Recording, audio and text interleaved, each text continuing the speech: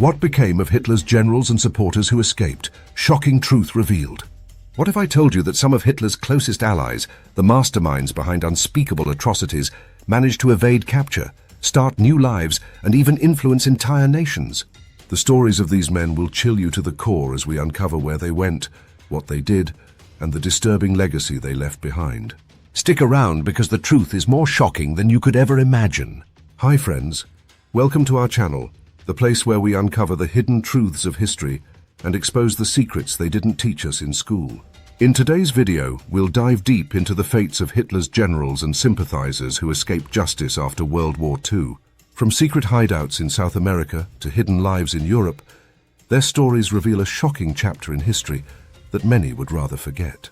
But before we get started, make sure to hit that subscribe button and turn on notifications so you never miss out on our captivating content. And if you find this video eye-opening, give it a thumbs up. It really helps the channel grow.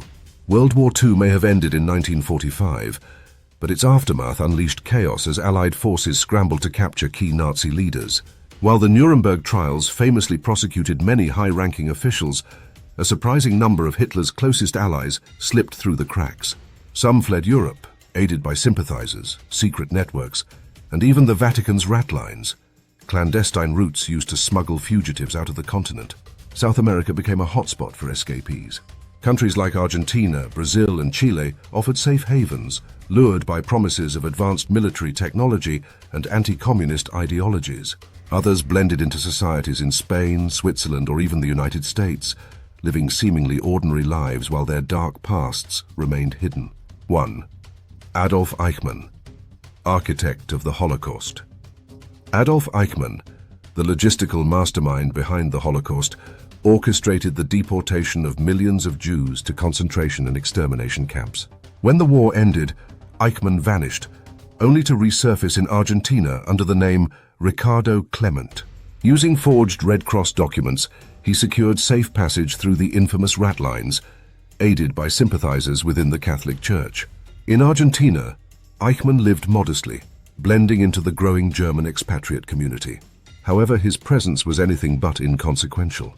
Argentina at the time, under the rule of President Juan Perón, was a sanctuary for many high-ranking Nazis. Eichmann's relocation coincided with the rise of neo-Nazi ideologies in the region. His influence and connections contributed to the formation of underground cells that idolized the Third Reich and harbored dreams of its resurgence. In 1960, Israeli Mossad agents captured Eichmann in a daring covert operation. Smuggled to Israel, his trial in 1961 became a global spectacle, laying bare the horrors of the Holocaust. However, Eichmann's legacy endured, as his presence in Argentina emboldened neo-Nazism, a dark shadow that persists in parts of South America today. 2. Josef Mengele, the Angel of Death. Josef Mengele, notorious for his horrifying experiments on Auschwitz inmates, fled to South America after the war. Dubbed the Angel of Death, Mengele evaded capture for decades, living under the protection of sympathetic networks in Argentina, Paraguay, and Brazil. He assumed a series of aliases, including Wolfgang Gerhard, and managed to lead a surprisingly comfortable life despite his infamy. In Argentina, Mengele initially worked as a carpenter and later joined the business world, benefiting from the financial and logistical support of former Nazis. His twisted ideology found a haven among extremist groups in the region who revered him as a symbol of Aryan supremacy.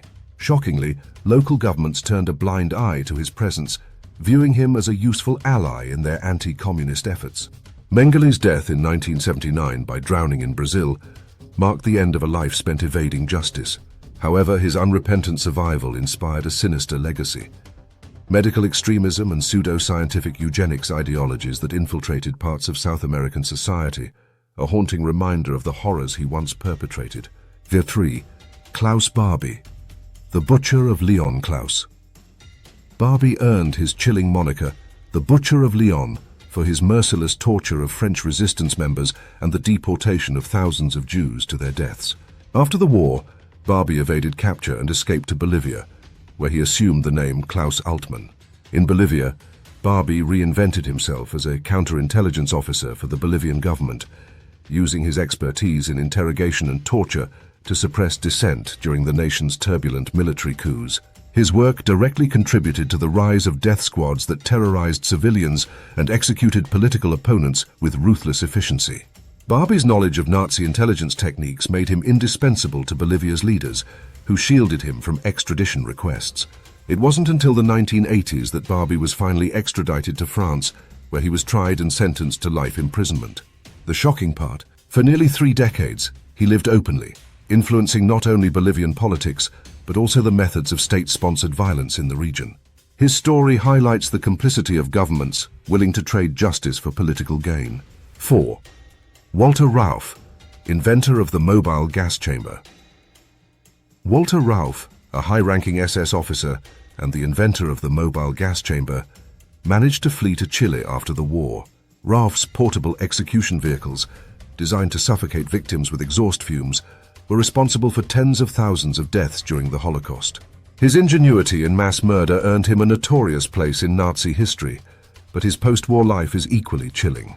In Chile, Rauff became a technical consultant for the government and later worked for the Pinochet regime. His contributions to Chile's military were not confined to paperwork. He reportedly provided advice on interrogation methods and suppression tactics that mirrored Nazi practices. Despite repeated extradition requests from Germany, Chilean authorities refused to hand him over, citing his perceived value to national security. Rauff's ability to evade justice for decades sent a dangerous message. Some war criminals could live openly without fear of retribution. His presence in Chile helped normalize the acceptance of extremist ideologies, creating ripples that still affect the country's far-right politics. 5. Ante Pavelić, leader of Croatia's Ustaše. Ante Pavelić, the fascist leader of the Ustaše regime in Croatia, was responsible for atrocities that rivaled even the Nazis in their brutality. Known for his role in the genocide of Serbs, Jews, and Roma, Pavelić fled Europe in 1945, finding refuge in Argentina. Under the protection of President Juan Perón, Pavelić was able to establish a network of loyalists who continued to promote his fascist agenda. Pavelić's presence in Argentina fueled tensions within the Croatian diaspora, dividing communities into those who supported his ideals and those who condemned them. His influence extended beyond politics. He established covert networks to funnel financial and ideological support back to Europe, fostering extremism even from afar. Though Pavelić eventually died in Spain in 1959, his ideology survived him. Neo-fascist groups in Croatia and Argentina continue to draw inspiration from his regime, a testament to the lasting impact of his escape from justice. 6. Otto Skorzeny, Hitler's favorite commando.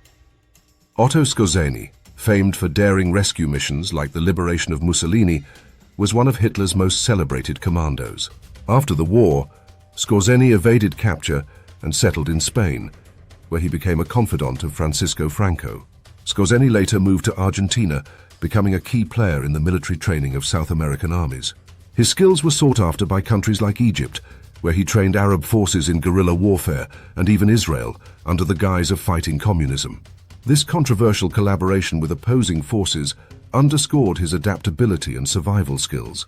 Skorzeny's open life as a respected military strategist inspired admiration among neo-Nazi groups worldwide, perpetuating the dangerous allure of Nazi ideology.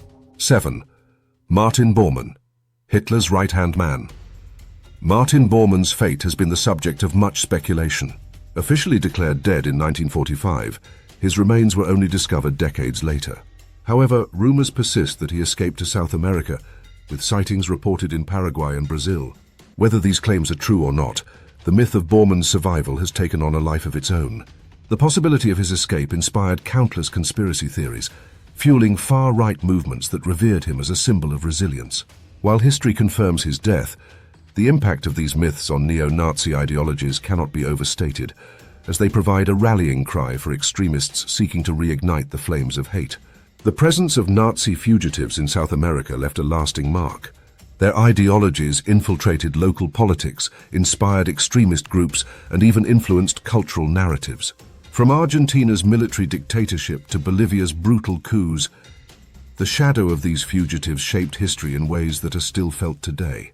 And there you have it, the shocking fates of Hitler's generals and sympathizers who escaped justice. Their stories serve as a grim reminder that evil doesn't simply vanish with the end of a war. Instead, it can find new homes, new followers, and new ways to thrive. If this video opened your eyes, don't forget to hit like and subscribe to the channel for more deep dives into history's untold stories. Let us know in the comments which of these stories shocked you the most. And as always, thank you for watching. We'll see you in the next video.